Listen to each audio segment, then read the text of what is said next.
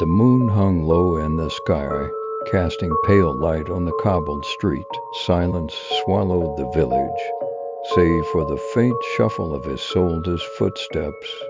She was lost. What had begun as a simple walk to fetch water had turned into a maze of unfamiliar streets, each corner more disorienting than the last.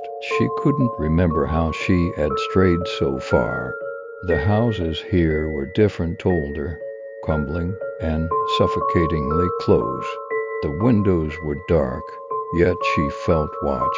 Shadows flickered from corners her eyes couldn't quite focus on. A chill crept up her spine as her fingers clenched the thin fabric of her cloak tighter. The street stretched endlessly ahead, a distorted tunnel leading to nowhere. Panic bubbled in her chest. She turned, thinking to retrace her steps, but the path behind her was gone, replaced by a narrow alley that hadn't been there moments before. "Hello." Her voice barely pierced the heavy night air, swallowed by the shadows. There was no response, but the silence deepened, growing oppressive.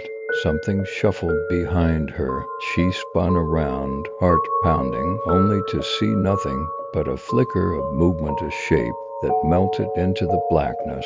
Her legs refused to move, rooted in place as a cold breeze brushed her cheek, carrying with it the faintest whisper. Isolde, her name?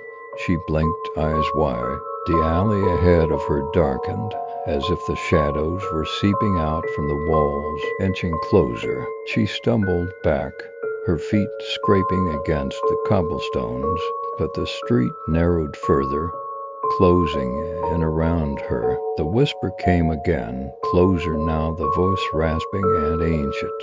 Isolde ...